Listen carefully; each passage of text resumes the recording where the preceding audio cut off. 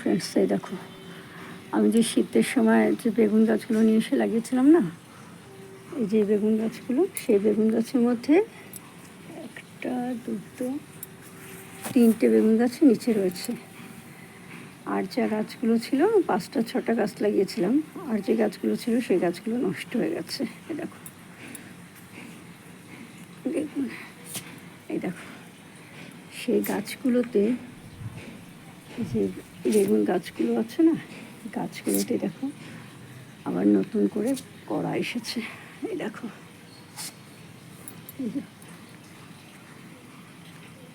নতুন করে ফুল এসেছে। আবার এই দেখো পেছন থেকে ছোট্ট একটা বেগুন হয়েছে। আর এখানে দেখো, এখানে এই গাছটার মাথাতে দেখো মাথায় মাথায় ফুল এসেছে। দেখো,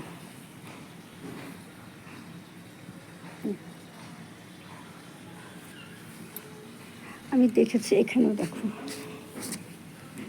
কত ফুল এসেছে। আমি দেখেছি, আমি যতবারই, আমি আমার বাপের বাড়িতেও তো বেগুন গাছ করেছিলাম, আমি যখন প্রথমবার করি তখন কিছু আসে না, তারপরে আস্তে আস্তে আসে। এই দেখো,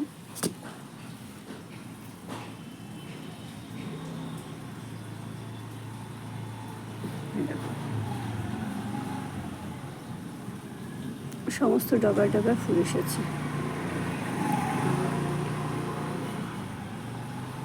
তার মানে মনে হয় বেগুন গাছ পুরনো হলেই তাতে ফুল ফলের আসার চান্স বেশি থাকে। এই দেখো,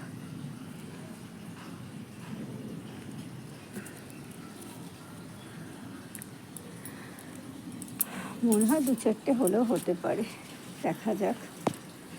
আগের থেকে বেশি আশা না করাই ভালো। আশা করলে যদি আশা পূরণ না হয় না, তখন খুব কষ্ট হয়।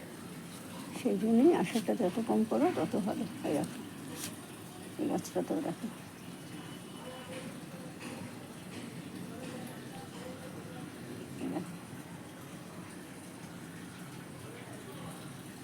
এখানে দেখো, মোটামুটি আমার যে বেগুন গাছটা আছে, এই গাছটাতে আবার নতুন করে কড়া এসেছে। মনে হয় বর্ষাকালের মধ্যে, ওই ধরো আগামী মাসের মধ্যে মোটামুটি 2-1খানা বেগুন দেখা দেবে।